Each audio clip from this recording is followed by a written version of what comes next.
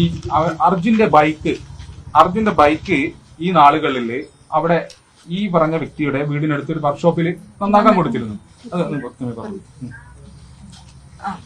അപ്പോ അത് അർജുവേട്ടൻ പോകുന്നതിന്റെ കുറച്ച് മുന്നേ ആണ് നന്നാക്കാൻ കൊടുത്തത്. പക്ഷെ ഇപ്പോ അത് അർജുവേട്ടൻ നന്നാക്കാൻ കൊടുത്ത് അവരുടെ വീട്ടിൽ വെച്ചെന്ന് പറഞ്ഞിട്ട് അവരതിനെ സംരക്ഷിക്കുക.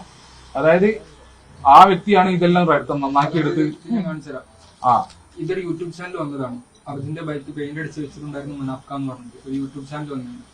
ഇതിങ്ങനെ സ്പ്രെഡ് ആകും. അപ്പോ എല്ലാരും പറയുന്നത് വെച്ചാല് നമ്മള് പൈസ കൊടുത്ത് നന്നാക്കിയ വണ്ടിയാണ്. ഇത് ഈ ജൂലൈ 10 നന്നാക്കി വെച്ച വണ്ടിയാണ്. ഈ സംഭവം നടക്കുന്നതിന്റെ എത്ര മുന്നേ നടന്ന സംഭവമാണ്.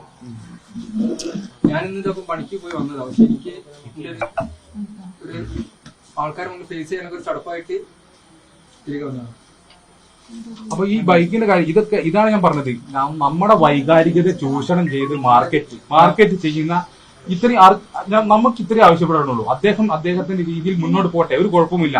പക്ഷെ അർജുന്റെയും ഞങ്ങളുടെ കുടുംബത്തിന്റെയും വൈകാരികത ചൂഷണം ചെയ്ത് മുന്നോട്ട് പോകരുത് എന്നാണ് വിനീതമായിട്ട് അഭ്യർത്ഥിക്കാനുള്ളത്. ഇനിയും ആ നടപടിയും ആണ് മുന്നോട്ട് പോകുന്നുണ്ടെങ്കിൽ ഞങ്ങൾക്ക് പ്രതികരിക്കേണ്ടി വരും, ഇനിയും പ്രതികരിക്കേണ്ടി വരും. ഈ രീതിയിലല്ല, ശക്തമായിട്ട് തന്നെ ഇനിയും പ്രതികരിക്കേണ്ടി വരും എന്ന കാര്യം ഞങ്ങൾ വിനീതമായിട്ട് പറയാണ്. പിന്നെ ഈ ഘട്ടങ്ങളിലൊക്കെ അമ്മ എന്ന് പറഞ്ഞാല് വളരെ ആർക്കും മിങ്കിൾ ചെയ്യാൻ പറ്റുന്ന ഒരാളാണ്. അമ്മയുടെ വൈകാരികത്തെ പല രീതിയിൽ ഇവർ ചൂഷണം ചെയ്തിട്ട് ദിവസം ഫോൺ കോൾ ചെയ്യുന്നു, അല്ല മെസ്സേജ് അയച്ചു. ഞങ്ങൾ എപ്പോഴും മെസ്സേജ് അയക്കുന്നു, അമ്മയുമായിട്ട് ഡെയിലി മെസ്സേജ് അയക്കുന്നു. ഇല്ലാത്ത കാര്യങ്ങളൊക്കെ പറഞ്ഞുകൊണ്ടാണ് പിന്നെ അടുത്ത മാർക്കറ്റിംഗ്. അമ്മയുമായിട്ട് അല്ലെങ്കിൽ ഈ കുടുംബവുമായിട്ട് ഒരുപാട് ബന്ധമുണ്ട് എന്ന് പിന്നെ അന്ന് തന്നെ അവിടെ നിന്ന് അറിയാം നമുക്ക്. പിന്നെ ഈശ്വർ മാൽപേ തിരിച്ചു പോകുന്നതുമായിട്ട് ബന്ധപ്പെട്ട ഒരു വിവാദം ഉണ്ടായിരുന്നു.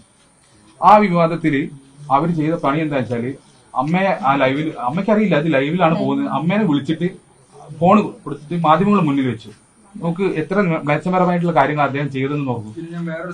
അല്ല, എന്നിട്ട് അതിനുശേഷം പിന്നെ അമ്മ വളരെ വൈകാരികമായിട്ട് നിൽക്കുകയും അമ്മയ്ക്ക് ഇതിനിടയ്ക്ക് ഒരു ഓപ്പറേഷൻ കഴിഞ്ഞിട്ടുണ്ടായിരുന്നു. സ്ട്രോക്കിന്റെ ഇഷ്യൂ മൂലം ഇനിയൊരു ഓപ്പറേഷൻ സാധ്യമല്ല എന്നുള്ള ഡോക്ടർ വ്യക്തമായിട്ട് പറഞ്ഞ സംഭവമാണ്.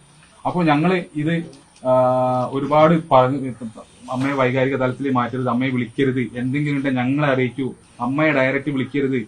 അമ്മ എന്ന് പറഞ്ഞാൽ ഈ മകന്റെ കിട്ടാത്ത ഒരു വേദന എപ്പോഴും ഉണ്ട്. അപ്പോൾ അങ്ങനെ പറയുമ്പോൾ അതാണോ ശരി, അല്ലെ ഇതാണ് ശരി എന്ന് അമ്മ ഓട്ടോമാറ്റിക്കലി ചിന്തിച്ചു പോവുക. അമ്മേനെ ഒരിക്കലും കുറ്റം പറയാൻ പറ്റില്ല. കാരണം അമ്മയുടെ അവസ്ഥ അങ്ങനെയായിരുന്നു. മകൻ നഷ്ടപ്പെട്ട ആ വേദന എല്ലാവർക്കും അറിയുന്ന ഞങ്ങൾക്കും ഉണ്ട്. ഞങ്ങൾ എല്ലാവരും ആ വേദനയോട് കടന്നു. ഞങ്ങൾ അവിടെ എല്ലാം നിന്നിരുന്നത് ഒരു തുള്ളി കളങ്കമില്ലാതെ എത്രയും പെട്ടെന്ന് അർജുനെ തിരിച്ചെത്തി വീട്ടിലെത്തിക്കണം എന്നുള്ള ഒറ്റ ഉദ്ദേശം കൊണ്ട് മാത്രമാണ് നമ്മൾ അവിടെ നിന്ന് പോയത്. പക്ഷെ അതിനിടയിലാണ് ഈ കളികൾ. മൂന്നാം ഘട്ട തിരച്ചില് ആക്ച്വലി മാൽപ്പയുടെ ആവശ്യമില്ല. അവിടെ ഔദ്യോഗികമായിട്ട് ആരും വിളിച്ചിട്ടല്ല മാൽപ്പ വന്നത്. മാൽപ്പയെ കൊണ്ടുവന്നത് മനാഫ്കയാണ്. ഈ മനാഫ്കയും മാൽപ്പയും പിന്നെ അവിടെ ബെർജറും വെച്ചിട്ടൊരു നാടക പരമ്പരയായിരുന്നു.